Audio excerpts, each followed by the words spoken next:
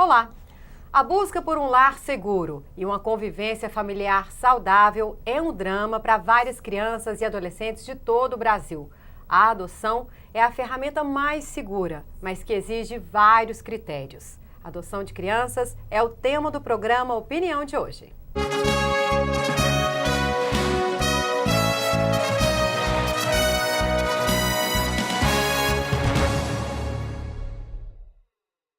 E para falarmos sobre adoção de crianças, recebemos aqui dois especialistas no assunto.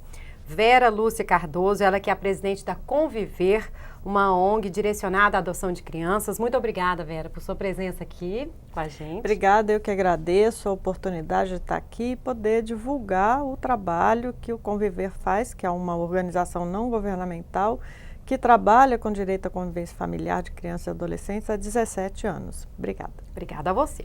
E também agradecemos aqui a presença do deputado Carlos Antônio, ele que é o presidente da Comissão da Criança e Adolescente da Assembleia Legislativa de Goiás.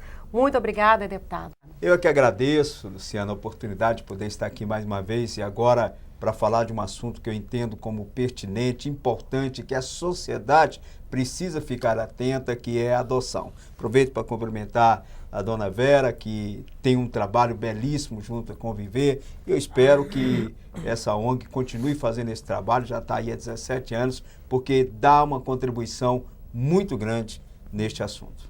Bom, só deixar aqui, né, para esclarecer que também foi convidado o juiz Maurício Porfírio, expert no assunto, juiz nessa causa há vários anos, mas infelizmente ele teve um problema e não pôde comparecer, mas o espaço está aqui aberto. A hora que o senhor quiser vir, estamos aqui. Bom, vou começar falando já com a Vera, que, né, trabalha muitos anos nessa questão da adoção. Vera, pelo que eu vi aqui, eu dei uma estudada, existem mais crianças e adolescentes à espera de uma adoção. Aliás, existem mais pretendentes do que crianças e adolescentes, né, para a adoção. Eu pensava que era o contrário e não. Fiquei surpresa com os números, vou passar para vocês esses números depois. A minha pergunta é o seguinte, ao mesmo tempo, muita gente quer adotar, né?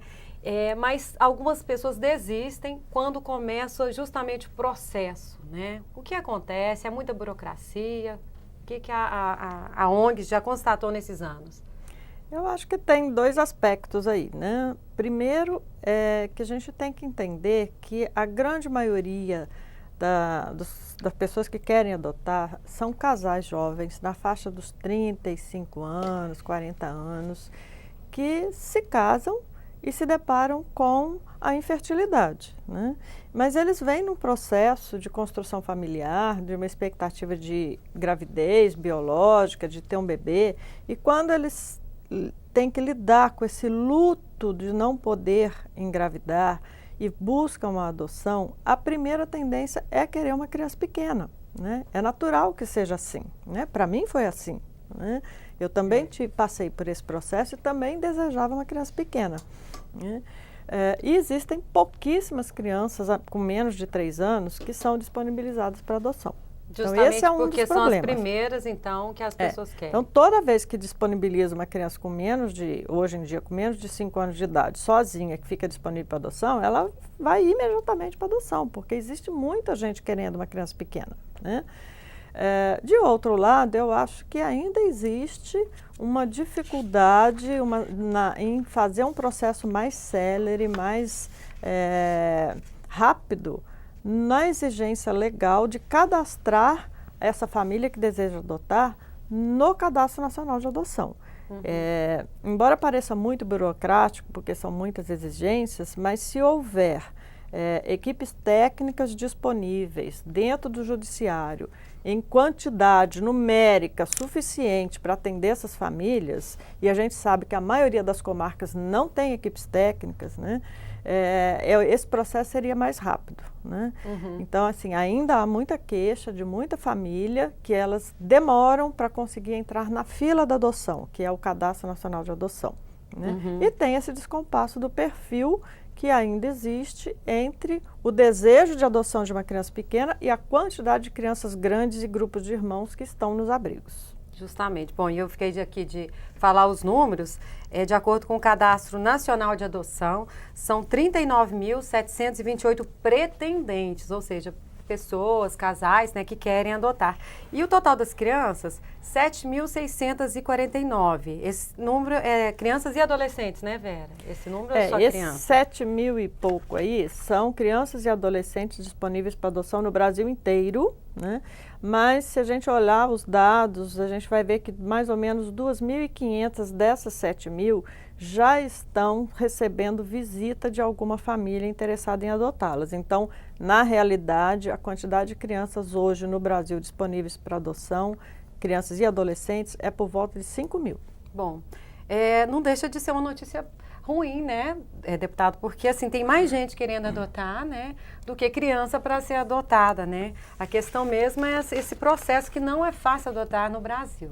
Mas, na verdade, as pessoas, elas criticam, entre aspas, a burocracia que existe hoje, mas é preciso ser dito que não se respeitou as facilidades de antes, né? Antes era muito mais fácil você ter uma criança para adoção, ou oficializar uma adoção. Você tinha uma criança em casa, você poderia levá-la num juizado, você regularizava a situação. Só que isso causou, infelizmente, né, algumas pessoas passaram a transgredir as leis, levar crianças para o exterior de forma ilegal, né? Começou-se a ter um processo até fraudulento dessas adoções, então foi preciso ter um rigor maior da lei. A lei, ela protege a criança, até para que a criança possa ter a garantia de um lar perfeito, possa ser criado numa verdadeira família, e talvez por isso que o número de pessoas pretendentes seja bem maior do que de crianças, porque nem todas as pessoas que hoje querem adotar uma criança ou tem um perfil ou se encaixa para poder ter essa adoção legalizada. Bom, e como a gente falou que adotar não é fácil, tem todo um processo. A Vera até pode explicar isso melhor, né? Seria o juiz, mas infelizmente o juiz não veio, mas a justiça tenta até o último momento que essa criança ou que o adolescente fique com os pais biológicos, né? Essa tentativa, mesmo sendo assim uma família problemática, ela acontece, a gente vê em todos os casos, né, Vera? Por quê? Essa questão é uma questão polêmica, né? Eu vou dar a minha opinião. Tem até um nome para isso, né? Essa tentativa. É a busca da família extensa, né? A reintegração na família de origem. Né? A lei diz que a família de origem tem que ser a prioridade de reintegração da criança e a adoção viria depois, se for comprovado que essa criança não pode voltar para a família de origem, né? O problema é que a lei, é óbvio que também não tem como botar isso em lei, né? A lei é genérica, porque ela diz esgotar todas as tentativas de retorno à família. Não se diz claramente o que significa esgotar todas as tentativas, né? Pois sim. Mas eu acho que isso é uma das ideias que a gente tem no nosso trabalho, né? É óbvio que uma organização não governamental como nós, que faz trabalho voluntário, a gente não tem a pretensão, nem devemos substituir o poder público. Sim. O que nós fazemos é que nós somos um grupo de estudo em que a gente faz atuações práticas para construir uma metodologia de trabalho. E nós temos feito isso com a comarca de Aparecida de Goiânia. Nós temos avaliado famílias biológicas, né, para acompanhar e avaliar se essa família tem condição de receber a criança de volta. Então, a gente tem uma metodologia hoje construída de como fazer isso. E é isso que precisa ser feito, com clareza, fazer um relatório rápido, dentro do prazo que a lei diz, que de 6 em 6 meses isso precisa ser reavaliado e no máximo em 2 anos tem que decidir se essa criança volta para casa ou vai para adoção, e isso não está sendo respeitado no Brasil. E nesse meio tempo a criança fica com quem? A criança fica no abrigo. Né? Ah, tá. Então, o que acontece é que as varas da infância, as comarcas, a destituição de poder familiar. Mais uma vez, a gente vai cair na questão de que a criança não é prioridade no poder público, né? A criança de abrigo é uma criança invisível, ela não incomoda ninguém, né? Ela não rouba, não mata, não assalta, não pede esmola na rua, ela está lá escondidinha, não atrapalha ninguém, não incomoda ninguém. Então, pouquíssimas pessoas do poder público querem realmente se preocupar com essa criança. Ela não é prioridade mesmo, né? E aí, o que acontece? O Poder Judiciário não contrata equipes técnicas suficientes em todas as comarcas do Estado para avaliar se essa criança pode ou não pode voltar para casa ou se ela deve ser colocada para adoção. Ao mesmo tempo, as prefeituras não disponibilizam equipes técnicas que poderiam fazer isso também, em parceria com o Judiciário, suficientes nos CRAs e nos CREAs e qualificadas para fazer isso, de avaliar se a família tem condições. Tem condições ou não tem condições de propor a destituição. Assim, acho que ainda tem muita gente dentro do Judiciário e dentro do Sistema Único de Assistência Social que tem receio, não sabe como fazer e acho que até se sente culpado mesmo de dar um parecer pela destituição, como se aquilo fosse um crime. Enquanto isso, o tempo vai passando, né, a gente está protegendo a criança. Eu não posso priorizar o adulto, a família, e ficar investindo naquela família eternamente, porque essa família precisa melhorar, precisa melhorar, precisa melhorar, e a criança. Ficar 2, 3, 4 anos dentro do abrigo, isso é uma perversidade com uma criança. Ela isso precisa mudar. Está fora de todos os ambientes, do familiar, né, do outro, da família que poderia adotar. Deputado? Só que esse conceito... Deputado, o senhor vai falar esse conceito daqui a pouquinho, depois do intervalo, já a gente volta.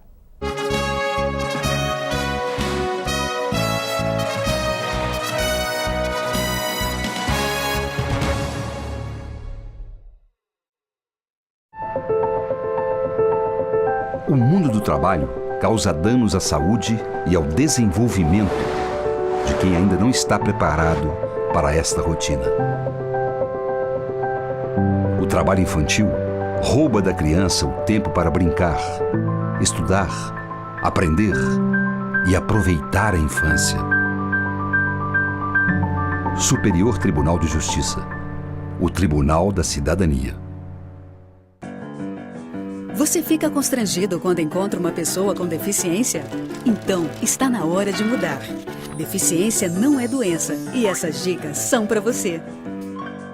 Pessoas com deficiência intelectual levam mais tempo para aprender. Mas isso não significa que sejam incapazes. Elas podem e devem estudar e trabalhar. Existem mais de 200 tipos de deficiência intelectual. A síndrome de Down é uma das mais conhecidas. Não seja superprotetor. Se a pessoa com deficiência for uma criança, trate-a como criança. Se for adulto, trate como adulto. Ao pedir alguma coisa, se ela não conseguir fazer, mostre um modelo e certifique-se de que foi compreendido. E o mais importante, respeite o ritmo dela. Cidadania é saber conviver com as diferenças.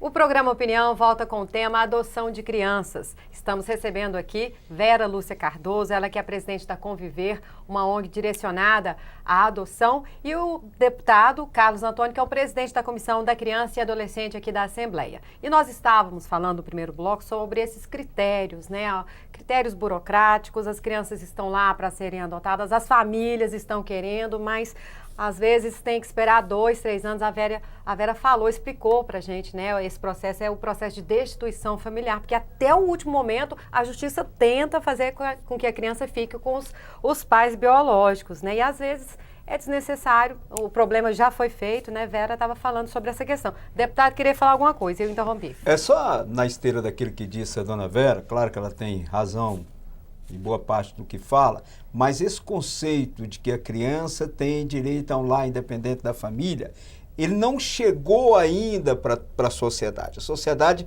ela rejeita ainda quando você tira uma criança, ainda que seja de uma família ou que viva em situação de risco, mas a sociedade, ela ainda rejeita. Eu percebo isso, dona Vera, no dia a dia. Exemplo, se um conselheiro tutelar vai numa família e retira essa criança, né, faz essa destituição, ele é amplamente criticado. Ele é amplamente criticado. E talvez o judiciário, zelando muito pelo que pensa a sociedade, é que ele tenta esgotar ao máximo a possibilidade da devolução dessa criança para a própria família. Eu acho que nós mesmo ela tendo ali problemas de maus tratos, de abuso sexual. O que eu ouvi muito, e aí eu tenho que falar aquilo que eu ouço no dia a dia, tá tirando porque é pobre, né? A pessoa não percebe o risco que aquela criança está, que aquela família é desestruturada, que aquela família o pai bebe, a mãe bebe, ou usa droga, né? Ou constantemente a criança está em situação de risco, mas a sociedade, talvez por não acompanhar, ela não entende dessa forma da legalização da necessidade de um lar para aquela criança. Primeira coisa que ela fala, tá vendo? Tá tirando o menino da família, tá tirando a criança da família. Então, dona Vera, precisamos trabalhar, e acho que a Conviver pode trabalhar isso, eu, enquanto deputado, posso estar cobrando isso. Nós precisamos mais de campanhas esclarecedoras, nós precisamos mais levar à sociedade esse conceito da necessidade de adoção, de não obrigatoriamente a criança tem que estar no seio familiar, no seio da sua própria família biológica. Ele pode perfeitamente ter uma família adotiva que vai dar a ele as mesmas ou melhores condições do que a sua família biológica. Com certeza, até mais, né? Amor, carinho, né? E cuidado, que é o que a gente quer para as crianças, né? Eu acho que o senhor tocou num ponto importante, né? Assim, acho que a pobreza realmente não é motivo para se tirar uma criança de uma família, né?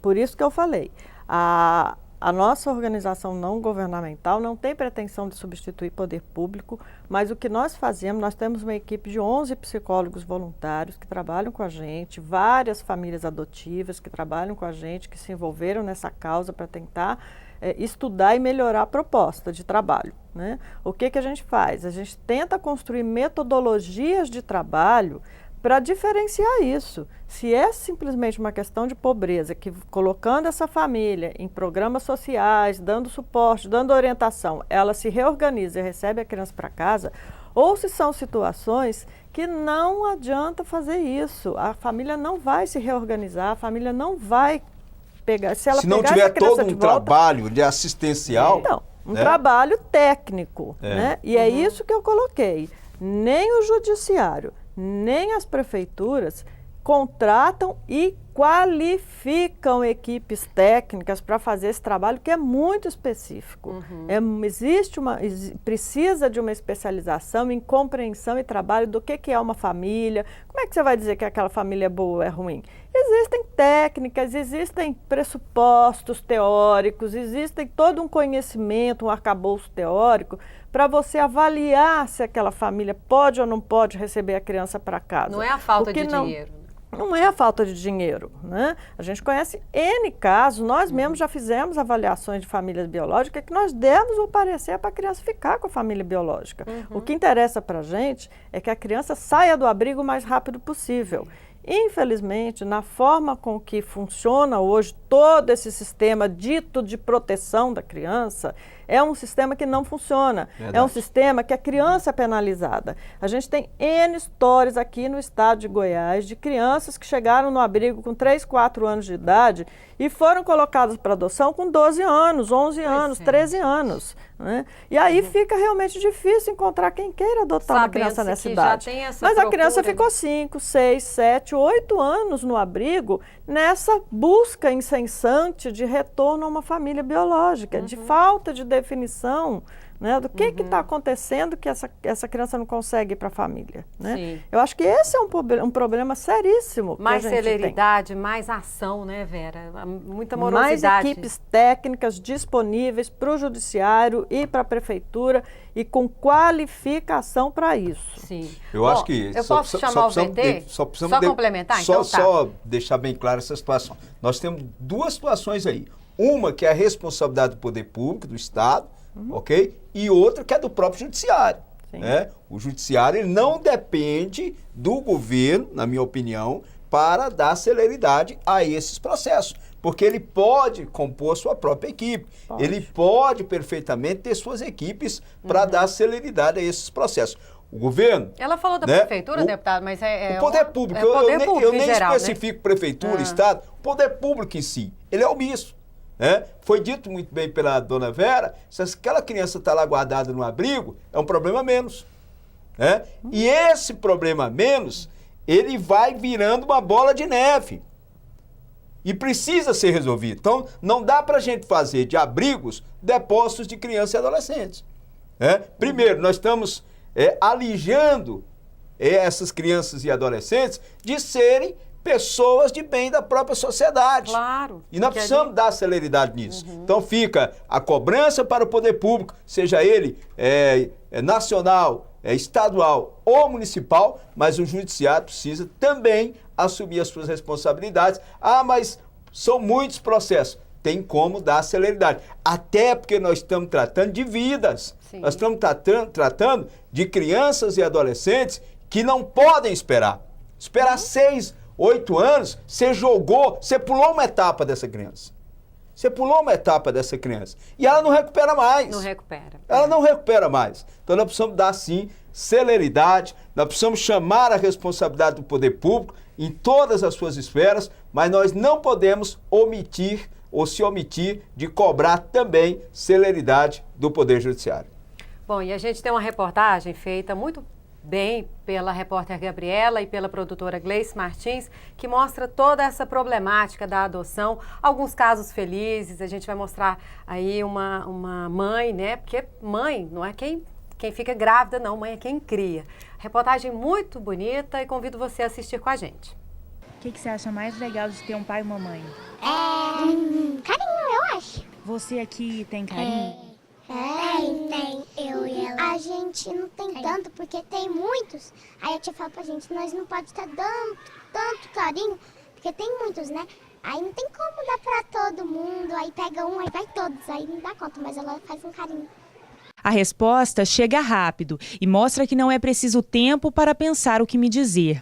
Ou talvez o tempo já tenha sido longo demais para que a certeza esteja ali, pronta para ser dita. Ela e o irmão estão há 1 ano no abrigo. Para além do processo legal que a define, a adoção tem a ver com aceitação, tanto daqueles que integram a família um novo membro, quanto desse novo membro, essa criança que passa a conviver com uma família que antes era completamente estranha para ela. E para isso não existe fórmula, existe respeito e amor. E é exatamente o amor que une essa família desde o primeiro encontro no abrigo. O casal tem 3 filhas biológicas e agora o desejo deles é ver em breve a família aumentar. Ou melhor, duplicar. É que ao invés de 3, serão 6 filhos. O casal quer adotar 3 irmãos, 2 meninos e uma menina. Ao todo, 43 crianças vivem hoje neste abrigo da capital. Elas têm no máximo 12 anos. De acordo com a coordenação, 140 crianças já foram acolhidas e no ano passado somente 10 delas foram adotadas ou voltaram para a casa dos pais biológicos. O restante permanece à espera de uma família. Atualmente, 7 crianças das 43 que vivem no abrigo estão aptas a serem adotadas. Isso significa que a Justiça já concluiu o processo de destituição do poder familiar e esgotou todas as possibilidades de manter a criança com a família biológica. Essa costuma ser uma das etapas mais demoradas. Quando há abandono ou entrega espontânea das crianças, o processo de adoção pode avançar com mais rapidez. Assim aconteceu com a Poliana. Ela foi adotada pela irmã do pai biológico e conta que sempre soube de toda a sua história. Para mim foi ótima essa atitude dos meus pais, que minha mãe e meu pai nunca esconderam em nenhum momento para mim. Eles sempre falavam assim, Poliana, você tem 2 mães e 2 pais. Para mim foi essencial essa clareza deles, porque em nenhum momento eu me senti assim, nossa, eles me excluíram ou esconderam algo grave de mim. Eu vejo pela minha experiência que assim, o laço de amor fraternal é bem maior do que o laço de sangue. No caso da adoção tardia, o desafio que muitos pais costumam ter pela frente é aprender a lidar com a história e com as lembranças que as crianças trazem. Para a Elita, é preciso compreender que não existe disputa com a família biológica. Ela e o marido adotaram 3 meninos, irmãos por parte de mãe. A adoção é o amor. É o amor que você tem, você quer ser mãe. E quando você chega num consenso que ser mãe não é engravidar, ser mãe é amar, independente se essa criança veio para você por meio da adoção ou biologicamente, é isso que é adoção. Você amar uma pessoa que não é do seu sangue, não veio de você, mas veio para você, nasceu para você. Isso que é adoção. E a maior dificuldade das pessoas é esse preconceito, né? de falar o filho do coração ou o filho adotivo, sempre tem um rótulo depois do filho. E não, é filho, ponto. Não tem aí um adjetivo. Tá aí, gente, a matéria, né, da Gabriela mostrando essa questão da adoção, né? A adoção não é fácil, mas mostra aí que muita gente quer e faz, né? Essa mãe aí que adotou 3 irmãos, né? É um caso raro, né, Vera? Sim. Porque, assim, geralmente a criança não chega sozinha, é com um irmão ou uma irmã, e aí o processo é um pouco mais complicado. E a justiça geralmente orienta para que sejam adotados todos, né? Uhum. E como Sim. é que é essa questão? Assim, a ONG também orienta, Sim. já que você vai adotar um, que vá o irmão junto? Sim. Nós temos, a nossa proposta é de não separação de irmãos, ou se for separar, que seja feita a manutenção de vínculos. Isso é o que a gente sempre defendeu nos 17 anos de trabalho da gente. Graças a Deus, hoje, o judiciário reconhece isso, incorporou isso, né?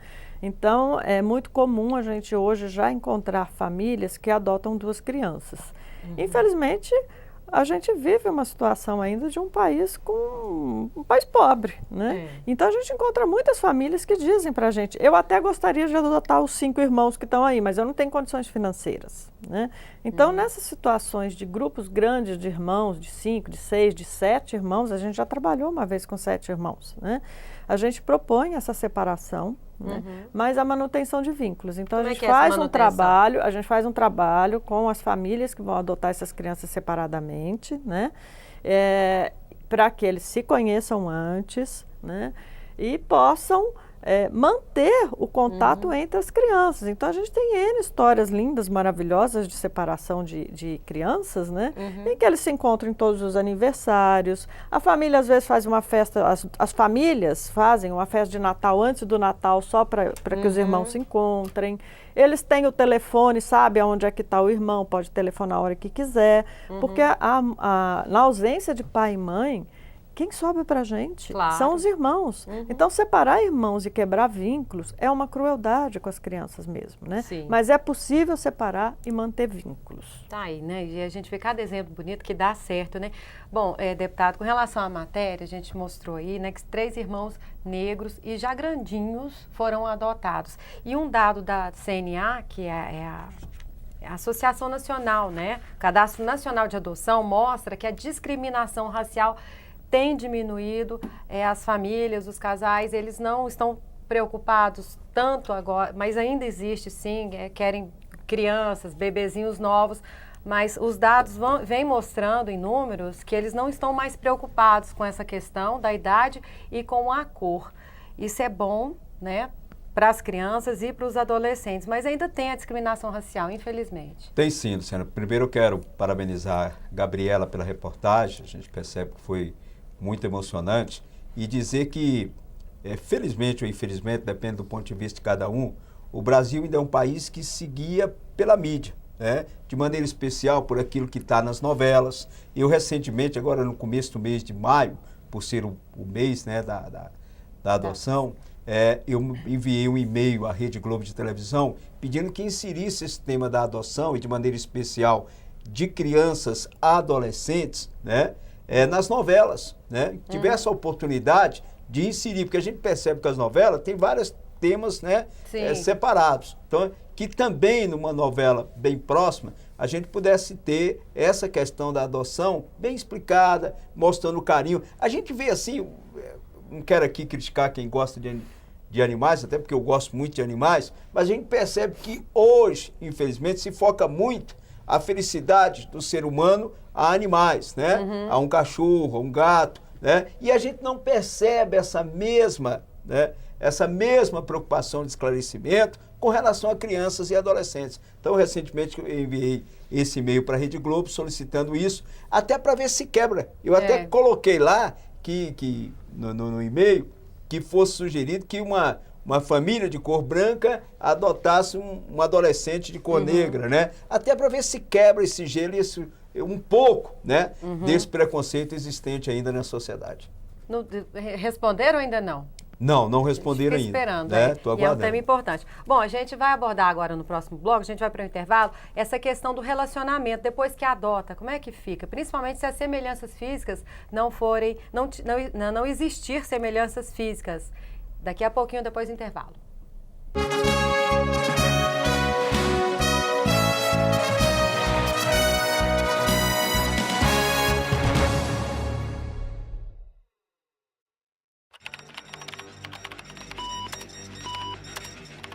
Todo cuidado é pouco na hora de enviar fotos, vídeos ou bater papo pela internet.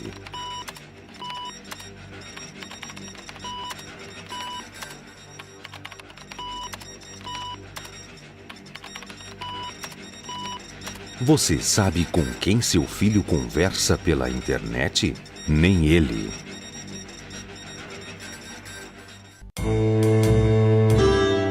O tráfico internacional de pessoas é crime hediondo, uma ação cruel e desumana.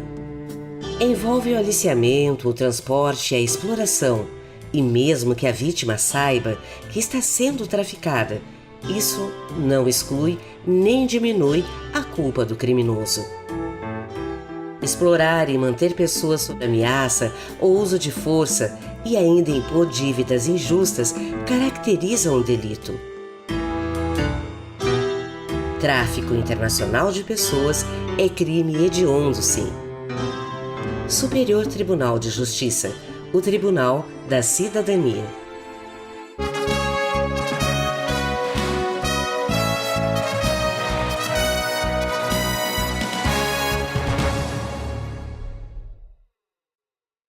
O programa Opinião volta com o tema adoção de crianças.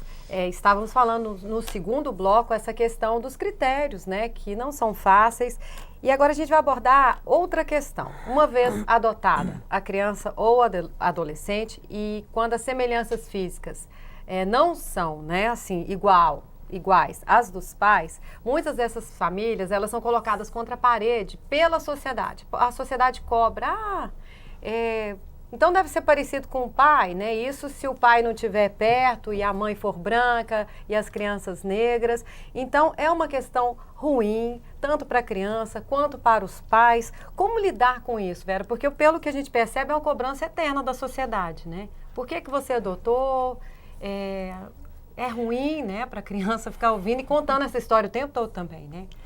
Bem, é uma pena que o Dr. Maurício realmente não tenha vindo, né? O Dr. Maurício, ele foi o nosso primeiro grande parceiro quando nós criamos o grupo de apoio à adoção.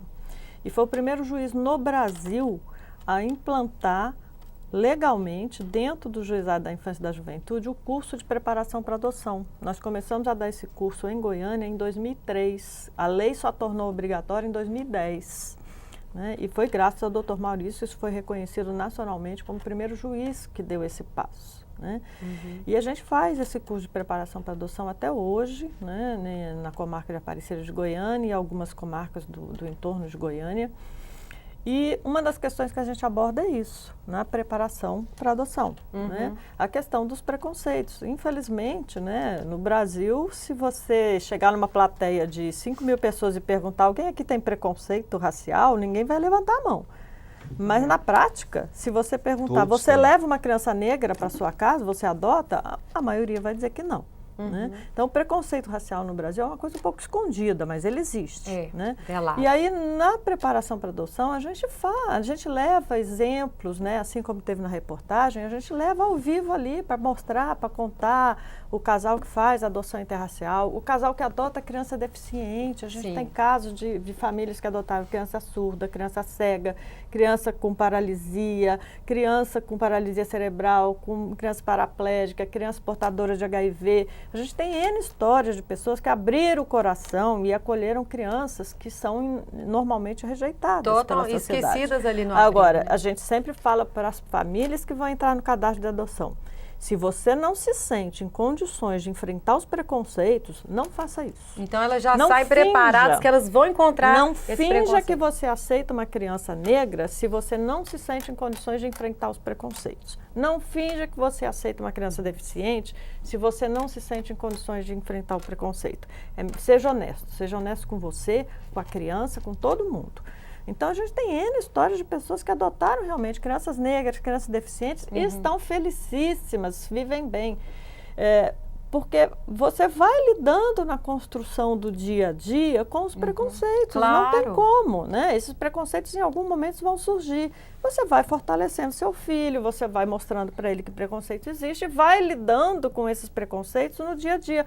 Ao mesmo tempo que o Brasil é um país que tem tanto preconceito racial, quantas famílias são interraciais? Quantos homens casam com mulheres negras? Quantas mulheres brancas casam com homens negros? E a gente tem centenas de casos no nosso dia a dia nessa situação. Para matar a curiosidade de quem nos assiste, a senhora tem uma estatística, pelo menos em termos percentuais, de quantas famílias que, em situação de ser branca, adotar uma família negra, que após a adoção faz a devolução da criança?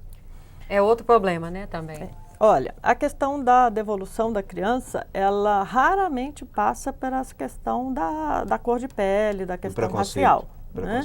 Ela não passa muito por aí, não, porque, em geral, a gente faz esse trabalho que a pessoa faça isso conscientemente. A questão da devolução, a gente tem trabalhado com isso, a gente tem dado muito suporte em vários casos de tentativa de devolução, e o juizado nos pede para dar esse suporte, né, com nossa equipe de psicólogos. Passam muitas vezes mesmo pela adoção tardia, né, e pela dificuldade dessa integração, porque como é que é você trazer uma criança que vem de uma outra família, de uma outra origem, com outros valores, com outras formas de funcionamento para dentro da sua casa? Com outras memórias, né? Com muitas memórias da família biológica, né, que contam histórias. Então, a gente às vezes depara, por exemplo, um exemplo comum, né? Ninguém sabe direito a história daquela criança. Ela foi parar no abrigo, a família sumiu, né? E aí ela vai para a adoção já meio grandinha. Quando a criança começa a sentir confiança naquela família que ela entrou, né, ela começa a falar da sua história de vida. E muitas vezes ela conta histórias de abuso sexual, de violência física, que ela era levada na rua para pedir esmola, enfim. Uma série de histórias de maus tratos que, se a família adotiva não tiver apoio e orientação, ela tem dificuldade de lidar com isso. Então, a devolução passa muito mais por essa questão da adoção tardia, mal preparada, mal orientada e mal acompanhada, do que pelas questões de preconceito. E tem a questão também, Vera, que talvez prejudique nessa relação e querer devolver, é que as crianças e adolescentes, não só os adotados, também os biológicos, eles testam os pais o tempo todo. Sim. Eu vi aqui alguns relatos falar, então você vai me devolver? Quero ver se você vai ter a coragem de me devolver. Tem essa questão também que é a problemática do relacionamento, né? Principalmente quando ele está mais adolescente. E os pais têm que estar preparados para isso, né? Sim, mas aí, deixa eu só cortar aqui. Sim, eu acho que aí, dona Vera, é que está a omissão do poder público. Porque enquanto essa criança está no abrigo, ela tem que ser preparada também. Sim. E muito bem Certamente. preparada para isso. Sim. Ela, assim, tem toda a razão. Há uma preocupação, e acho interessante isso, por exemplo, a ONG prepara as famílias para a adoção. Mas e a criança está preparada para ir? Para ir. Não está, não está preparada. Então, esse programa até me fortalece nessa luta, porque eu vou chamar a responsabilidade enquanto deputado estadual para que a gente cobre do poder público esses investimentos. Sim. Há necessidade. Nós vamos ter aqui na casa, por exemplo, nós vamos ter o orçamento impositivo a partir de 2018, e eu quero colocar no orçamento impositivo, que é obrigatório a ser executado, né, investimento no sentido de valorizar esse trabalho aqui no abrigo, de preparação, com contratação de profissionais preparados para poder também dar um suporte para que essa criança não faça esse enfrentamento. Porque ela faz enfrentamento. Porque lá no abrigo, o que ela ouve? O Estatuto da Criança e Adolescente faz isso, você tem direito a isso, tem direito àquilo, tal. Mas esquece o lado mais importante, que é o afetivo, né? A preparação para poder estar numa família nova. Senão ele faz isso aí, então me devolve. Ele faz desafiar. Ele faz desafiar. Não, eu estava muito melhor lá no abrigo. Porque conflito vai vir, né, deputado? Os conflitos e não familiares. A criança e o adolescente, ambos não estão preparados para essa convivência. E aí a dona Vera tem total razão quando ela chama a responsabilidade do poder público para os seus investimentos. E a adoção não é caridade, né? A gente tem que passar essa ideia também, que ninguém está fazendo bem, assim. É um ato de benevolência, mas ficar ouvindo, que bom, você adotou, né? É ruim isso também. Você busca aquilo que lhe falta.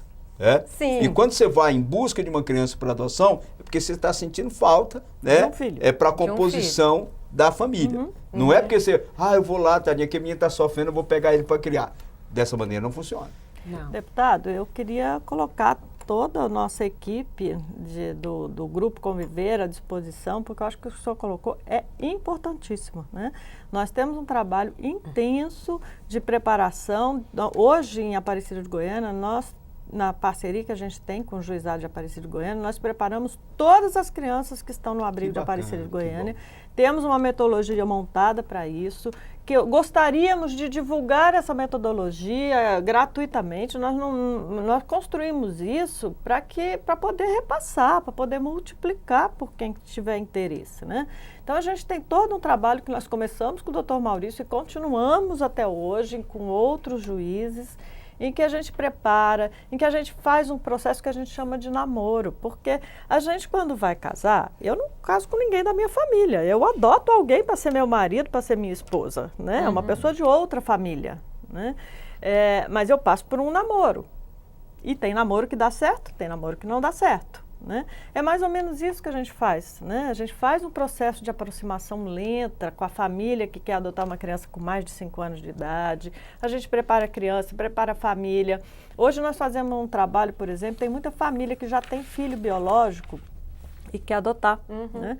A gente prepara esse filho biológico. Que é uma situação diferenciada, né? A gente prepara esse filho biológico para ele entender ainda, né? Como é que é a chegada de irmãos grandes, o biológico pode repente, rejeitar. O filho, a gente tem histórias de filhos que rejeitaram, né? O ciúme rola, sim, o ciúme rola entre as crianças, né? Então a gente tem todo esse processo já muito estudado, né, deputado? Então, eu coloco à disposição do senhor. Eu acho que também seria uma coisa muito boa se a gente tivesse o apoio do senhor para divulgar o trabalho que a gente faz, a metodologia que a gente já construiu, e que as prefeituras, os judiciários, as pessoas podem incorporar parte disso. Esse programa não está só servindo para divulgar essa questão da adoção, mas para nos unir a partir desse momento. Sim. Você pode ter certeza que o meu mandato de deputado estadual já está à disposição da Conviver e nós vamos certamente nos aproximar mais. E isso que eu falei há pouco da questão das emendas, eu quero ver de que forma a gente pode contemplar a Conviver também para continuar e expandir esse trabalho para outras comarcas. E o programa Opinião fica super pra minha feliz cidade, em ter estreitado essa relação aqui. Inclusive para a minha cidade, cidade de Anápolis, que é a cidade que eu moro, que eu adotei como minha, né? Que fui adotado pela cidade. Bom, gente, é tanta coisa para falar aqui, mas infelizmente nosso tempo acabou, está curto, mas eu queria até repercutir um projeto aqui do doutor Antônio, colega do deputado, é meio polêmico, mas eu queria só, assim, rapidamente o que vocês acham sobre esse projeto, que é o seguinte, ele foi exposto aqui na Assembleia no dia 23 de maio. Ele fala sobre colocar uma placa nas maternidades com os seguintes dizeres: a entrega do filho para adoção, mesmo durante a gravidez, não é crime.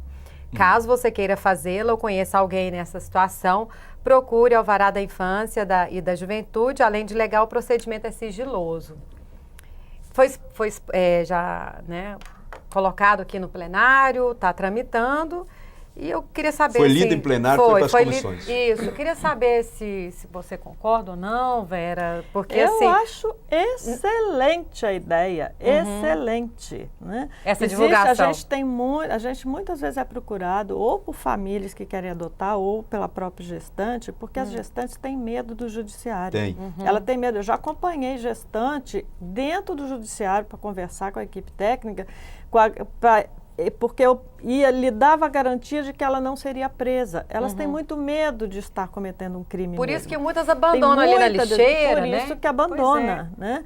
E a gente sabe também, eu também já acompanhei situações desse tipo dentro de maternidade, em que a equipe da maternidade, enfermeiro, assistente social, médico, pressiona aquela mulher que quer dar o filho como se aquilo fosse uma coisa errada, né? Aí vem o preconceito social mesmo, né? Então, eu acho excelente, né? Essa iniciativa do senhor, do total apoio. É outro deputado. Fantástico. É o doutor Antônio, que é médico, a iniciativa Acho foi fantástico essa iniciativa, porque há muita falta de informação, as mulheres têm muito medo, elas têm medo de serem presas e aí elas fazem essa questão. E estando grávida, pode já procurar a justiça, né? A lei, ela é interessante porque ela alerta para oficializar a adoção.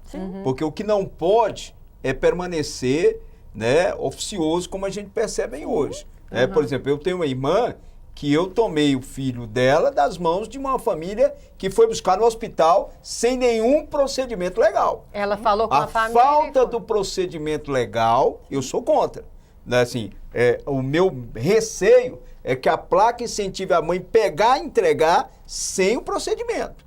Eu acho que tem que ter um procedimento de legalização. Mas não aqui pode pegar a criança, que tem que ter, né, dona Vera? Pegar a criança, porque tem famílias que se aproveitam do quê? Exatamente da situação social da pessoa, vai lá, custeia toda a gestação e na hora que nasce quer pegar. Sim. Sem nenhuma oficialização da adoção. Tem que reforçar que a entrega é no judiciário. No judiciário. É no fórum. Não pode pegar na maternidade e entregar sem nenhum procedimento legal. Eu inclusive, vou ver se eu pego o projeto para relatar. E deixar que a mais gente claro, né? possa avaliar bem para a gente poder não encaminhar para incentivar adoções ilegais. É muito delicado, né? A gente tem que ter zelo nisso aí. Então tá, gente, muito obrigada. Acho que foi muito esclarecedor. Acho que para mim foi, acho que para você que está em casa também. Muito obrigada pela presença de vocês aqui.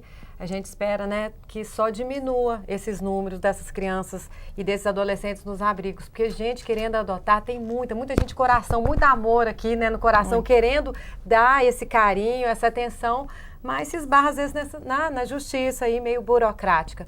Vera, muito obrigada pela sua presença. Eu que agradeço. O espaço está aberto, né? Se acontecer essa audiência aí que o deputado falou, a gente está aqui para divulgar. Deputado, mais uma vez, muito obrigada, viu, pela presença. Eu que agradeço, Luciano. Quero aqui parabenizar a produção da TV Assembleia por levantar um tema tão importante.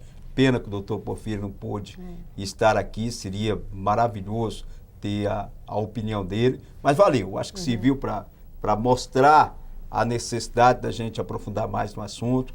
Valeu pela aproximação com a dona Vera, com a Conviver, que eu assumo o compromisso de estreitar, né, relacionamento para que a gente possa contribuir para que o Estado de Goiás dê exemplo para o Brasil. Além de ser presidente da Conviver, Vera é mãe de uma menina que foi adotada, ou seja, ela tem conhecimento de causa, né? Quantos anos ela tem? Ela agora já é adulta, né? Ela já tem 23 anos, mas eu adotei bebê, né? Há 23 anos atrás, o ECA estava nascendo ainda, né? Assim, a legislação era outra, né? Mas eu aprendi muito nessa construção desse relacionamento afetivo, né, da família adotiva. A gente aprende muito com as crianças, né? E eu me sinto muito feliz e muito realizada de ser mãe. Que bom, parabéns. É um ato de amor, né? A adoção, antes de mais nada, é um ato de amor. É um ato de amor. E nunca esconder, né, gente? Nunca esconder que a criança ou a adolescente foi adotado, né? A adolescente tem como esconder, mas da criança tem. Então, que a transparência seja sempre, né, o princípio. Muito obrigada a vocês. Obrigada a você que está em casa também pela audiência. Continue com a gente pelo canal 8 da NET ou pelo nosso sinal aberto 61.2. Até mais.